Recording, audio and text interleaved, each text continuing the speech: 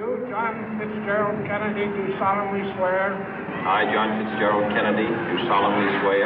That you will faithfully execute the office of President of the United States. That I will faithfully execute the office of President of the United States. And will, to the best of your ability.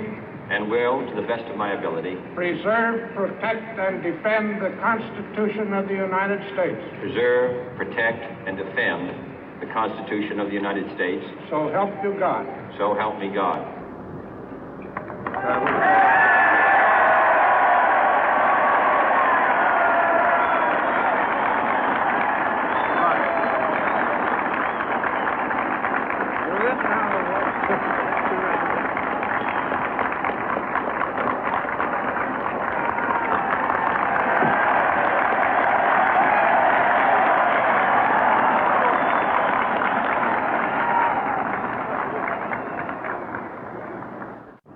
Vice President Johnson, Mr. Speaker, Mr. Chief Justice, President Eisenhower, Vice President Nixon, President Truman, Reverend clergy, fellow citizens. We observe today not a victory of party, but a celebration of freedom, symbolizing an end as well as a beginning, signifying renewal as well as change. For I have sworn before you and Almighty God the same solemn oath our forebears prescribed nearly a century and 3/4 ago. The world is very different now, for man holds in his mortal hands the power to abolish all forms of human poverty and all forms of human life. And yet the same revolutionary beliefs for which our forebears fought are still at issue around the globe. The belief that the rights of man come not from the generosity of the state, but from the hand of God. We dare not forget today that we are the heirs of that first revolution. Let the word go forth from this time and place to friend and foe alike that the torch has been passed to a new generation of Americans born in this century, tempered by war, disciplined by a hard and bitter peace, proud of our ancient heritage, and unwilling to witness or permit the slow undoing of those human rights to which this nation has always been committed and to which we are committed today at home and around the world.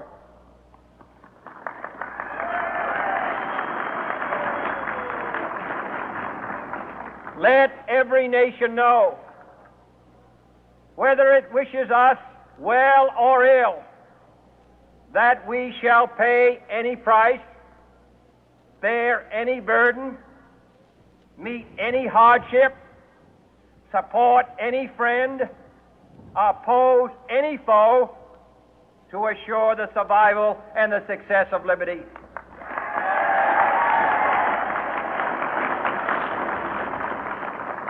This much we pledge and more. To those old allies whose cultural and spiritual origins we share, we pledge the loyalty of faithful friends. United, there is little we cannot do in a host of cooperative ventures. Divided, there is little we can do, for we dare not meet a powerful challenge at odds and split asunder. To those new states whom we welcome to the ranks of the free, we pledge our word that one form of colonial control shall not have passed away merely to be replaced by a far more iron tyranny. We shall not always expect to find them supporting our view, but we shall always hope to find them strongly supporting their own freedom, and to remember that in the past, those who foolishly sought power by riding the back of the tiger ended up inside.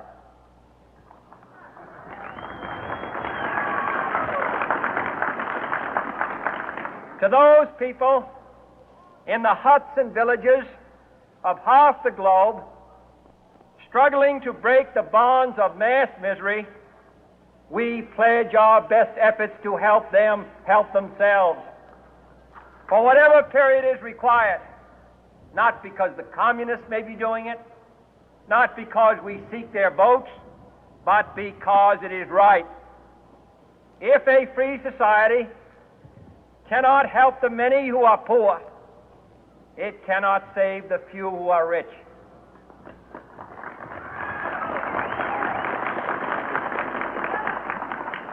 To our sister republics south of our border, we offer a special pledge to convert our good words into good deeds, in a new alliance for progress, to assist free men and free governments in casting off the chains of poverty. But this peaceful revolution of hope cannot become the prey of hostile powers. Let all our neighbors know that we shall join with them to oppose aggression or subversion anywhere in the Americas. And let every other power know that this hemisphere intends to remain the master of its own house.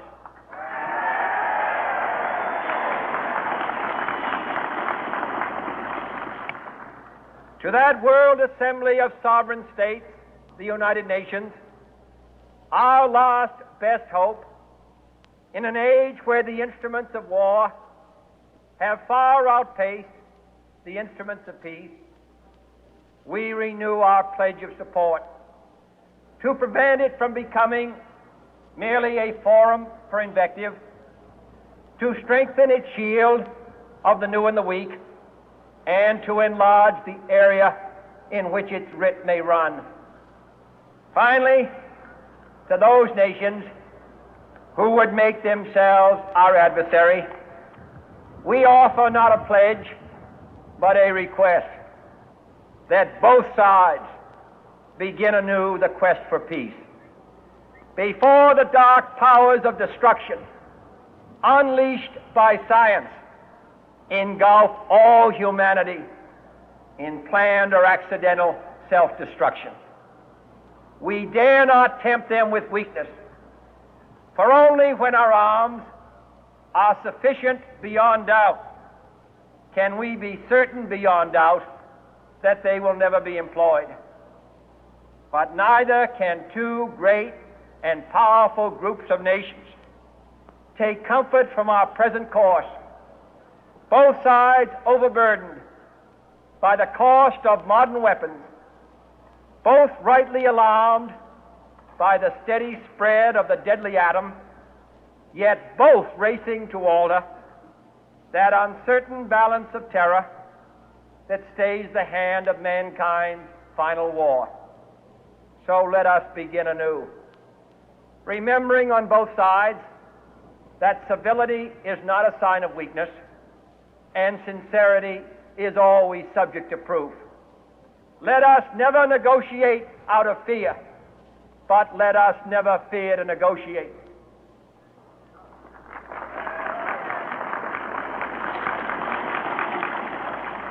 Let both sides explore what problems unite us, instead of belaboring those problems which divide us.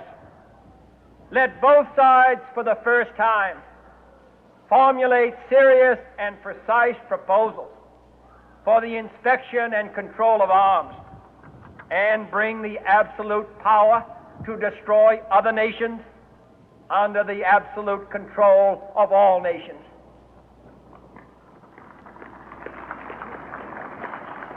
Let both sides seek to invoke the wonders of science instead of its terrors. Together, let us explore the stars, conquer the deserts, eradicate disease, tap the ocean depth, and encourage the arts and commerce. Let both sides unite to heed in all corners of the earth the command of Isaiah to undo the heavy burden and let the oppressed go free. And if a beachhead of cooperation may push back the jungle of suspicion, let both sides join in creating a new endeavor, not a new balance of power, but a new world of law, where the strong are just and the weak secure and the peace preserved. All this will not be finished in the first 100 days, nor will it be finished in the first 1,000 days, nor in the life of this administration, nor even perhaps in our lifetime on this planet. But let us begin.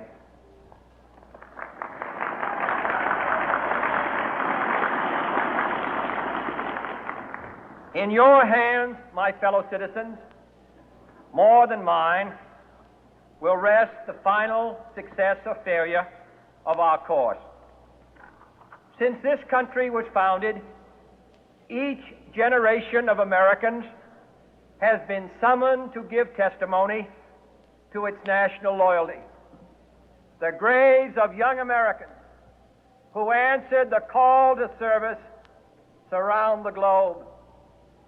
Now the trumpet summons us again, not as a call to bear arms, though arms we need, not as a call to battle, though in battle we are, but a call to bear the burden of a long twilight struggle, year in and year out, rejoicing in hope, patient in tribulation, a struggle against the common enemies of man, tyranny, poverty, disease, and war itself. Can we forge against these enemies a grand and global alliance, north and south, east and west, that can assure a more fruitful life for all mankind? Will you join in that historic effort?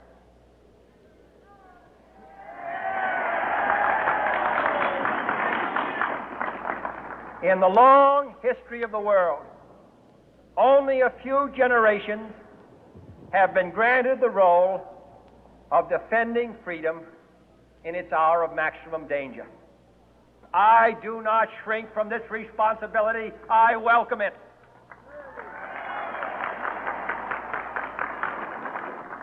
I do not believe that any of us would exchange places with any other people or any other generation.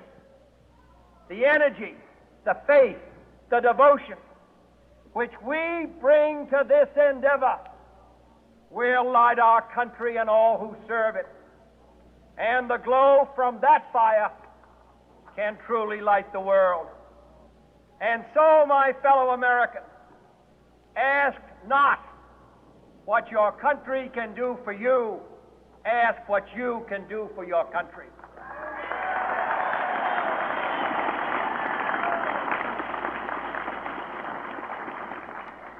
My fellow citizens of the world, ask not what America will do for you, but what together we can do for the freedom of man.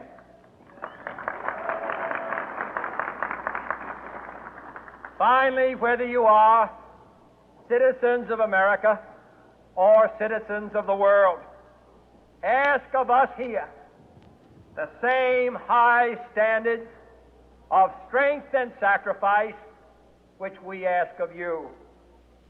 With a good conscience, our only sure reward, with history the final judge of our deeds, let us go forth to lead the land we love, asking His blessing and His help, but knowing that here on earth God's work must truly be our own.